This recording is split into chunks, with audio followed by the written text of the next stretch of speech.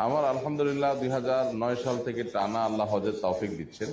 আমার এই দীর্ঘ 16-17 বছর হজের অভিজ্ঞতার আলোকে এই বছর হজের মতো এত কম কষ্টের হজ আমার জীবনে আমি কখনো করিনি। আমাদের পরিচিত আরো অনেক ভাই ব্রাদারের কাছ থেকে শুনলাম একই কথা। মাওলানা হাসান জামিল সাহেব গতকালকে আমাদের সাথে ছিলেন। উনি বলতেছিলেন যে আমি 1993 সাল থেকে টানা হজ করতেছি, জীবনে কখনো জোহরের আগে তোয়াফ সাই এটা কোনোদিন কল্পনাও করি নাই। আমরা গত বছরও তোয়াফ সাই করতে করতে অনেকেরই মাগরিবের সময় শুরু করতে হয়েছে, অনেকের আসরে, তার আগে কেউ চিন্তাও করেনি। খুব রেয়ার কিছু মানুষ হয়তো করেছে অল্প সময়।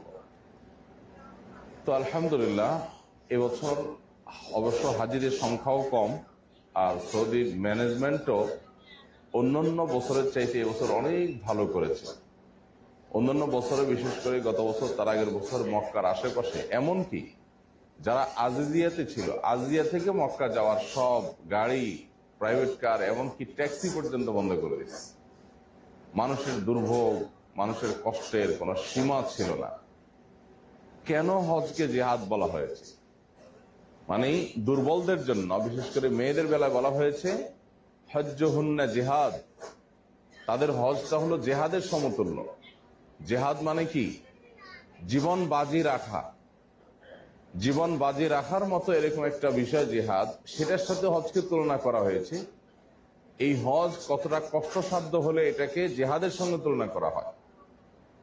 তো আলহামদুলিল্লাহ সেরকম কোন বিশেষ কোন দুর্ঘটনা ছাড়া আল্লাহ তাআলা আমাদের এতগুলো মানুষকে সুচারুরূপে সবকিছু সম্পন্ন করার যে তৌফিক দিয়েছেন, এর জন্য যে বললাম শুকরিয়া আদায় করে শেষ করা যাবে না।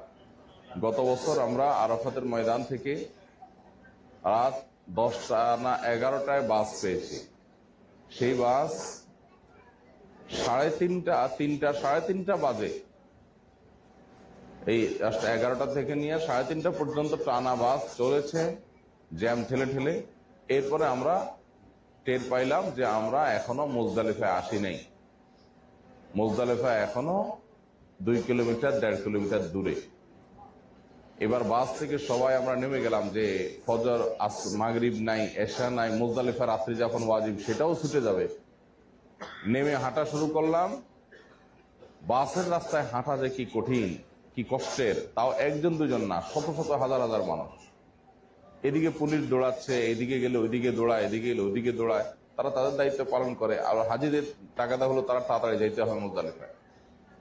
জাস্ট ফজরের নামাজের ওয়াক্ত হওয়ার 10-15 মিনিট আগে মুজদালিফার বর্ডারে ঢুকেই তাড়াতাড়ি করে নামাজ পড়ে মাগরিব এশা শেষ করতে। রাত্রি যখন বলতে 5 মিনিট, ঘুম তো প্রশ্নই ওঠে না, কিসের ঘুম।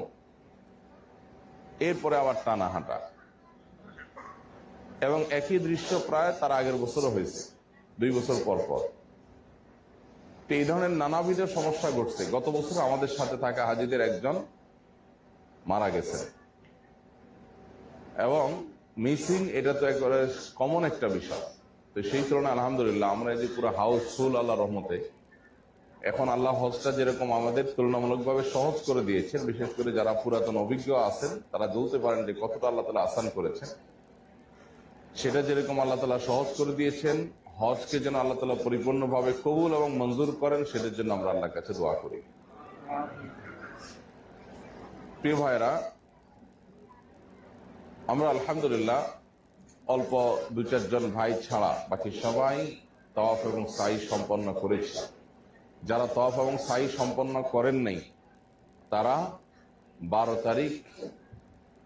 তারিখ বিকেলের মধ্যে তাদের তাওয়াফ সাই শেষ করতে হবে। এখান থেকে 12 তারিখে পাথর মেরে যে তাওয়াফ সাই করাটা টাফ, কঠিন। তাহলে আপনাদের জন্য অপশন হলো, আজকে যখন পাথর মারতে যাবেন, আজকে পাথর মেরে আপনারা আর তাঁবুতে না ফিরে মক্কা চলে যেতে পারেন। একটু আর্লি যেতে হবে সেক্ষেত্রে, যে তাওয়াফ সাই করে রাতে এসে মিনায় রাত্রি যাপন করলেন। এটা একটা অপশন। অপশন নম্বর 2, আগামীকালকে এইরকম রাত্রি যাপন করে ফজরের পরে ভোরে উঠে মক্কা চলে যাবে।